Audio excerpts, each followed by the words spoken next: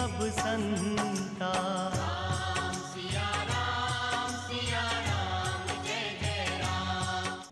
प्रधानमंत्री का पूरा दौरा पौराणिक मान्यताओं पर आधारित है। यही कारण है कि प्रधानमंत्री सबसे पहले सरयू नदी के तट पर आएंगे और यहाँ पर जल आचमन करेंगे। उसके बाद हनुमानगढ़ी जाएंगे। उसके बाद भूमि पूजन कर मंदिर की आधारशिला रखेंगे।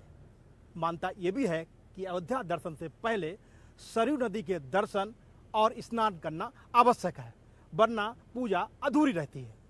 तो आइए जानते हैं कि सरयू नदी का पौराणिक महत्व क्या है।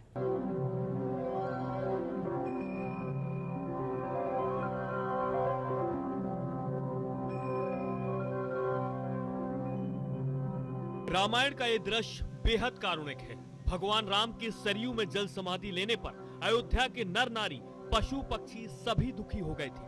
भगवान राम ने अपनी धरती पर लीला पूरी करने के बाद इस नदी में अपना दैहिक शरीर त्याग दिया था। राम की नगरी अयोध्या सरयू तट पर स्थित है। भगवान श्री राम के जन्म स्थान अयोध्या से होकर बहने के कारण हिंदू धर्म में इस नदी का विशेष महत्व है। सरयू नदी का उल्लेख ऋग्वेद में मिलता है। ये नदी हिमालय से निकलकर बलिया और छपरा के बीच में गंगा में मिल जाती है। सरयू नदी को बौद्ध ग्रंथों में सरब के नाम से पुकारा गया है। पुराणों में कहा गया है कि सरयू भगवान विष्णु के नेत्रों से प्रकट हुई है। आनंद रामायण के यात्र कांड में भी उल्लेख है कि प्राचीन काल में शंकासुर दैत्य ने वेद को चुराकर समुद्र में डाल दिया और खुद भी वहां छिप गया था। तब भगवान विष्णु ने मत्स्य रूप धारण कर दैत्य का वध किया था। इसके बाद ब्रह्मा जी को वेद सौंपकर अपना वास्तविक स्वरूप फिर से धारण किया था।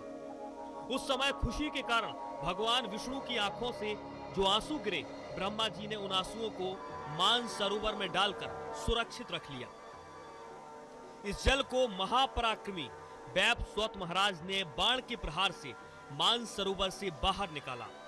बाद में यही जलधारा सरयू नदी कहलाई। ऋग्वेद में सरयू नदी के तटों पर इंद्र के 2 आर्यों के वध की कथा का जिक्र है। वाल्मीकि रामायण में लिखा गया है कि सरयू अयोध्या से होकर बहती है, जिसे दशरथ की राजधानी और राम की जन्मभूमि माना जाता है। रामचरितमानस में गोस्वामी तुलसीदास ने इस नदी का गुणगान किया है। मत्स्य पुराण के अध्याय 121 और वाल्मीकि रामायण की 24वें सर्ग में इस नदी का वर्णन है। 52 पुराण के 13वें अध्याय, ब्रह्म पुराण के 19वें अध्याय और वायु पुराण के 45वें अध्याय में गंगा, यमुना, गोमती, सरयू और शारदा समेत तमाम नदियों का हिमालय से निकलना बताया गया है। हिमालय से निकलने पर नेपाल में काली नदी के नाम से जानी जाती है। ये उत्तराखंड और नेपाल की प्राकृतिक सीमांकन भी करती है।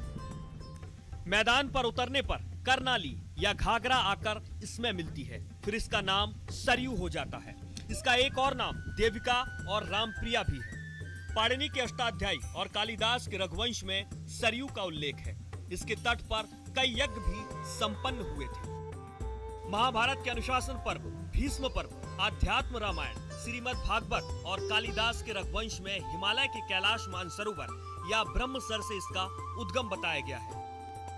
भगवान राम और उनके अनुज लक्ष्मण ने इसी नदी में जल समाधि ली थी। अयोध्या के पास से बहने के कारण इस नदी का राम भक्तों के लिए विशेष महत्व है। ब्यूरो रिपोर्ट, सहारा समय। सरयू नदी के बाद प्रधानमंत्री का दूसरा कार्यक्रम हनुमानगढ़ी है। मानता है कि राम का दर्शन, राम का चिंतन और राम से होने वाले प्रत्येक कार्य से पहले राम के अनन्य भक्त हनुमान की आज्ञा लेनी पड़ती है। तो आइए जानते हैं कि हनुमानगढ़ी का महत्व क्या है। राम दुआरे तुम रखवारे, होत न आज्ञा बिनु पैसारे। राम द्वारे तुम रखवारे, होत न आज्ञा बिनु पैसारे। अर्थात श्री रामचंद्र जी के द्वार के आप रखवाले हैं, जिसमें आपकी आज्ञा बिना किसी को प्रवेश नहीं मिलता। आपकी प्रसन्नता के बिना राम कृपा दुर्लभ है। हनुमान चालीसा की ये पंक्तियां बताती हैं कि राम के अनन्य भक्त यानी हनुमान जी की कृपा पर ही उनके आराध्य भगवान श्री राम के दर्शन प्राप्त हो सकते हैं। यही वजह है कि अयोध्या यानी ईश्वर की नगरी भगवान श्री राम के धाम में राम मंदिर के निर्माण की शुरुआत करने से पहले प्रधानमंत्री नरेंद्र मोदी अयोध्या में प्रवेश करने के बाद सबसे पहले हनुमानगढ़ी आएंगे। हनुमानगढ़ी में हनुमान जी के दर्शन के बाद प्रधानमंत्री राम मंदिर के लिए भूमि पूजन करेंगे। श्री प्रधानमंत्री जी जो अयोध्या आ रहे हैं तो साकेत महाविद्यालय के सामने हेलीकॉप्टर से उतरेंगे। उतर करके वो सीधे सरयू जाएंगे। सरयू जा करके सरयू माता का आचमनी करेंगे और वहाँ से हनुमान जी के यहाँ आएंगे, क्योंकि बिना हनुमान जी का आदेश लिए, बिना हनुमान जी की आज्ञा लिए राम काज कोई कर नहीं पाएगा। क्योंकि हनुमान चालीसा में लिखा है कि राम द्वारे तुम रखवारे हो तो न क्या बिन सारे। तो यहाँ आएंगे और हनुमान जी का दर्शन करेंगे, उनका सत्कार होगा। सत्कार में उनको साफा बांधा जाएगा, एक चांदी का मुकुट बांधा जाएगा और उनको राम नाम का दुपट्टा दिया जाएगा, एक गदा दिया जाएगा और उनसे आग्रह किया जाएगा कि 1 साढ़े 3 कुंटल का लटका हुआ घंटा है उसको बजा दे, गर्जना करके राम काज करने के लिए यहाँ से। अयोध्या में हनुमानगढ़ी की पौराणिक महत्ता है। अयोध्या को अर्थवेद में ईश्वर का नगर बताया गया है और इसकी संपन्नता की तुलना स्वर्ग से की गई है। अयोध्या को भगवान राम की नगरी कहा जाता है। मान्यता यह भी है कि यहाँ हनुमान जी सदैव वास करते हैं, इसलिए अयोध्या आकर भगवान राम के दर्शन से पहले भक्त हनुमान जी के दर्शन करते हैं। यहाँ का हनुमान मंदिर हनुमानगढ़ी के नाम से प्रसिद्ध है। ये मंदिर राजद्वार के सामने ऊंचे टीले पर स्थित है। कहा जाता है कि हनुमान जी यहाँ एक गुफा में रहते थे और राम जन्मभूमि के साथ रामकोट की रक्षा करते थे। हनुमान जी को रहने के लिए यही स्थान दिया गया था। लोगों में अपार खुशी है कि विगत कई हजार वर्षों की लड़ाई के बाद, विगत 70 वर्षों से भगवान खुद पार्टी बन के लड़ाई लड़े, विजय प्राप्ति हुई, अब आया है भूमि पूजन की वक्त। कहा जाता है कि राम द्वारे तुम रखवारे होत ना गया बिन पैसारे। अयोध्या के मुख्य बीच में गर्भगृह में हनुमान जी का वास है और राम जन्मभूमि के मुख्य द्वार पे हनुमान जी महाराज का दुर्ग है, हनुमान जी महाराज का वास है। कहा जाता है कि माता सीता जी के बड़े पुत्र, मानस पुत्र हनुमान जी माने जाते हैं। माता सीता जी ने लंका में हनुमान जी महाराज को वरदान दिया था कि अजर अमर गुण निधि सुत हो, अजरता का, अमरता का और पुत्रवत आशीर्वाद हनुमान जी महाराज को माता सीता जी ने दिया था। हनुमानगढ़ी को हनुमान जी का घर भी कहा जाता है। ये मंदिर भगवान हनुमान को समर्पित है। कहा यह भी जाता है कि भगवान राम ने हनुमान जी को ये सम्मान दिया था कि जो भी भक्त मेरे दर्शनों के लिए अयोध्या आएगा उसे पहले तुम्हारा दर्शन पूजन करना होगा। कहा तो यह भी जाता है कि पवित्र नगरी अयोध्या में सरयू नदी में पाप धोने से पहले भी लोगों को भगवान हनुमान से आज्ञा लेनी होती है। इतिहास है इसका, शास्त्रों में, वेद में, पुराणों में, वाल्मीकि रामायण में वर्णन है कि जिस प्रकार माता सीता जी ने मानस पुत्र हनुमान जी को माना था, भगवान राम जब साकेत धाम को जाने लगे तो हनुमान जी महाराज का राज तिलक हुआ है। हनुमान जी, आप किसी भी मठ मंदिर में जाएंगे आप देखेंगे कि भगवान श्री राम के चरण में हनुमान जी बैठे मिलेंगे। लेकिन यही एक मंदिर है कि आप देखेंगे कि हनुमान जी राजा के रूप में आगे बैठे हैं, पीछे राम दरबार है और हनुमान जी को तो इतना खुशी है, अपार खुशी है।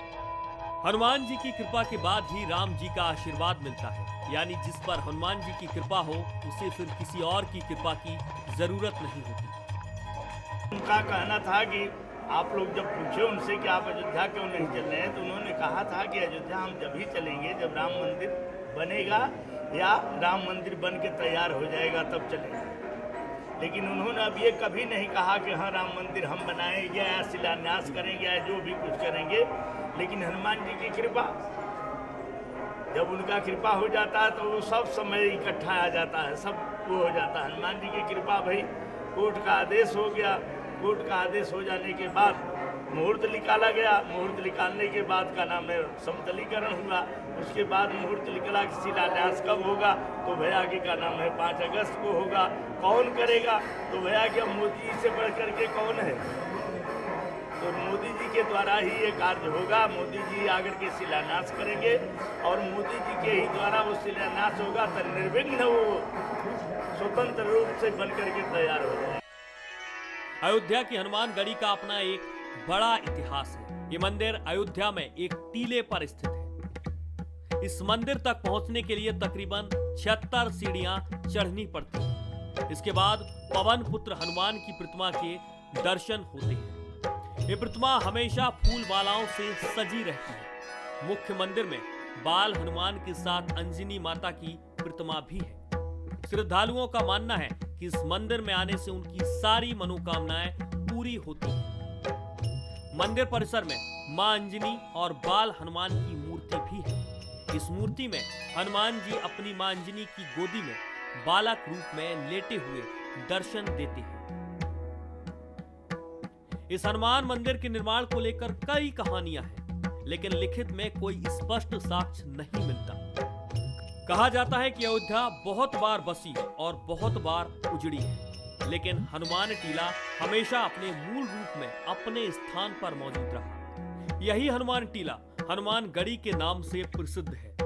लंका से विजय के प्रतीक रूप में लाए गए निशान भी इसी गढ़ी में रखे गए हैं, जो खास मौकों पर दर्शनों के लिए बाहर निकाले जाते हैं और जगह जगह पर उनकी पूजा अर्चना की जाती है। ब्यूरो रिपोर्ट, सहारा समय। अयोध्या के विवाद पर जब राजनीति का साया पड़ा तो यह भारतीय राजनीति में विवादों का सरमौर बन गया। 1990 के दशक में जब प्रधानमंत्री बीपी सिंह ने मंडल कमीशन को लागू कर पूरे देश को जातिवाद की आग में झोंक दिया, तब भारतीय जनता पार्टी ने मंडल की काट के लिए कमंडल यानी कि राम मंदिर आंदोलन की शुरुआत की। यहां से मुखर हुआ राम मंदिर का आंदोलन। आइए देखते हैं पूरी रिपोर्ट।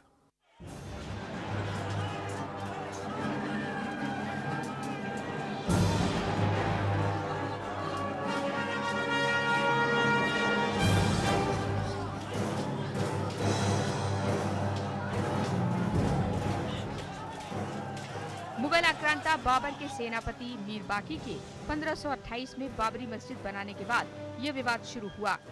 1853 में अयोध्या में पहली बार दंगे हुए, लेकिन 1990 में अयोध्या विवाद दुनिया की नजरों में आया। 1990 का साल इस विवाद का टर्निंग पॉइंट भी साबित हुआ। अगस्त में वीपी सिंह ने खुद को दलितों, पिछड़ों का मसीहा साबित करने की कोशिश की, लेकिन बीजेपी ने उनकी जातिवादी राजनीति को काटने के लिए कल्याण सिंह, उमा भारती जैसे पिछड़े वर्ग के नेताओं को आगे कर वीपी सिंह के राजनीतिक अवसान की दिशा तय कर दी। सितंबर 1990 आते आते बीजेपी के तब के अध्यक्ष लाल कृष्ण आडवाणी ने सोमनाथ में पूजा कर अपने इरादों को जाहिर कर दिया। उसके लिए बाकायदा देशव्यापी रथ यात्रा की घोषणा कर दी। उसके सारथी बने नरेंद्र मोदी। रथ यात्रा शुरू होते ही देश में उथल पुथल मच गई। कई इलाके अशांत हुए। अक्टूबर आते आते रथ यात्रा बिहार पहुंची तो तब के मुख्यमंत्री लालू प्रसाद यादव ने रथ यात्रा पर ब्रेक लगा दिया, लेकिन बीजेपी का प्लान बी तैयार था। बीजेपी ने केंद्र सरकार से अपना समर्थन वापस ले लिया। नतीजा, वीपी सिंह की सरकार चारों खाने चित हो गई। जहाँ तक राम जन्मभूमि आंदोलन का सवाल है, अगर आप देखिए तो इसको दो भागों में बांटा जा सकता है। सक्रिय भूमिका 1990 से जो आरंभ हुई है, उसका जो पूर्णांक है वो 2019 को सुप्रीम कोर्ट के द्वारा दिए गए फैसले से ही पूर्ण होता है।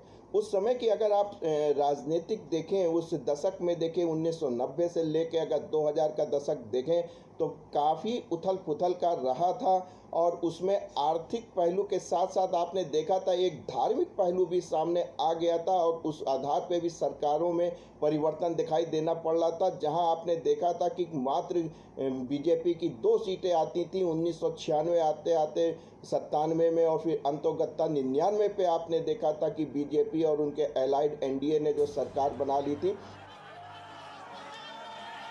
यहाँ से राम मंदिर के आंदोलन का नया अध्याय शुरू हुआ।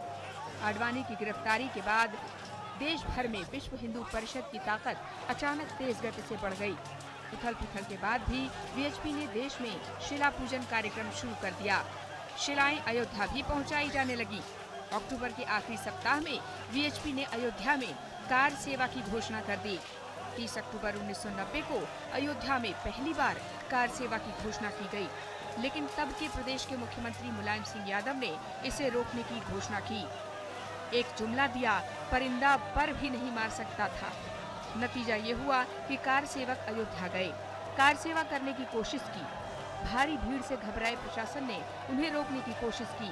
जब कार सेवकों ने मस्जिद पर चढ़कर झंडा फहराया तो पुलिस ने गोलीबारी कर दी।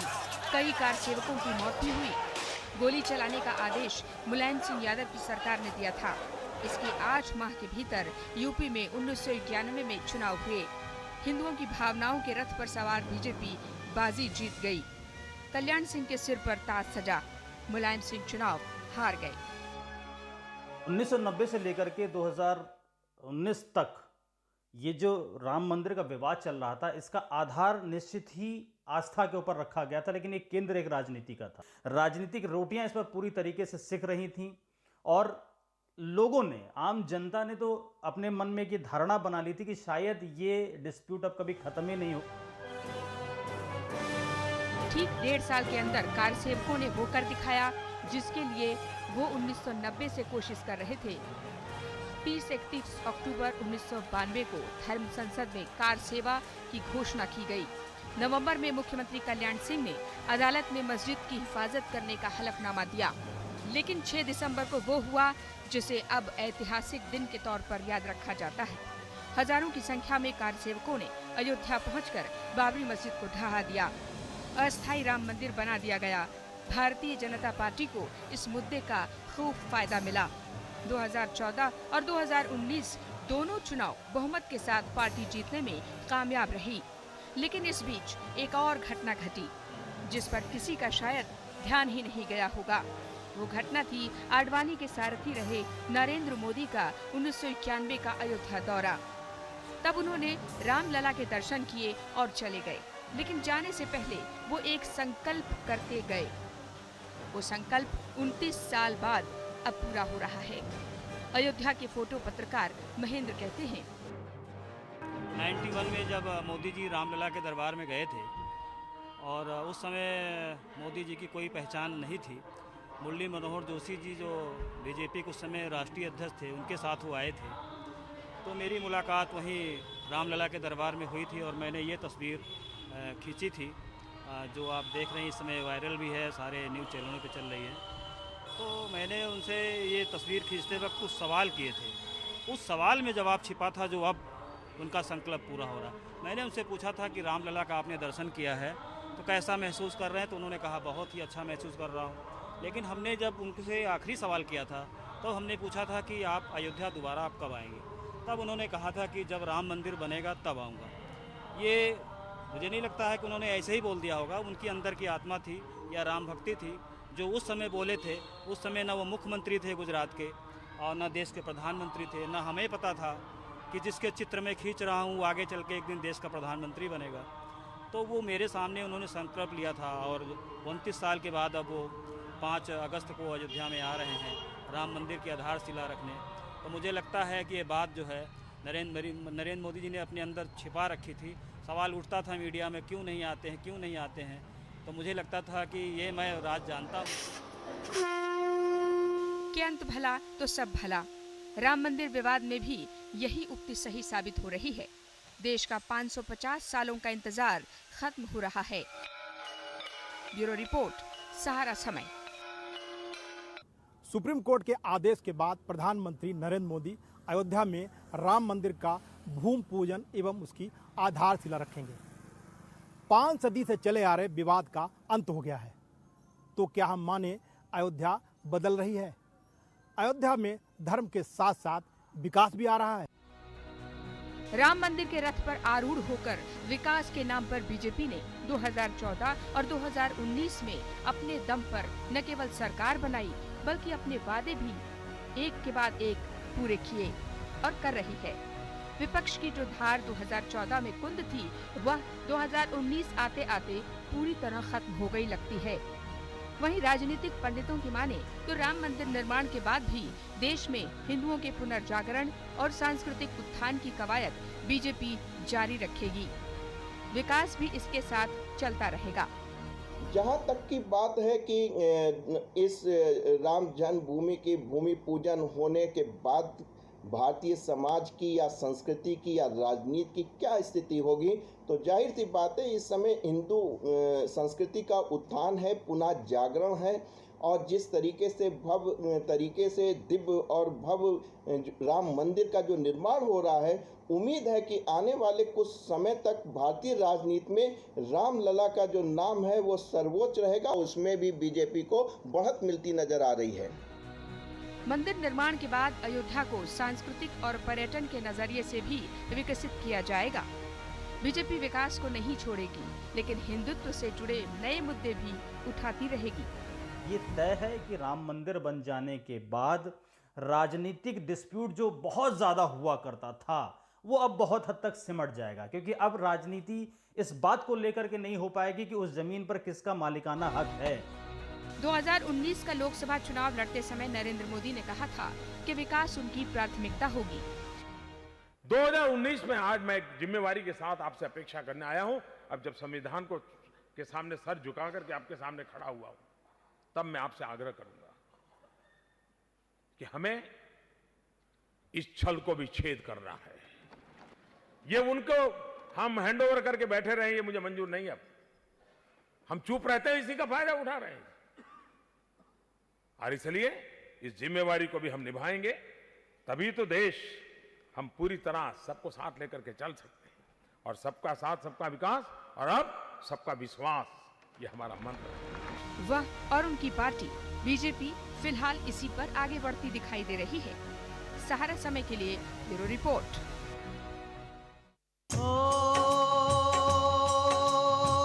हरि अनंत हरि कथानंता, कहीं सुनहि बहु विधि सब संता।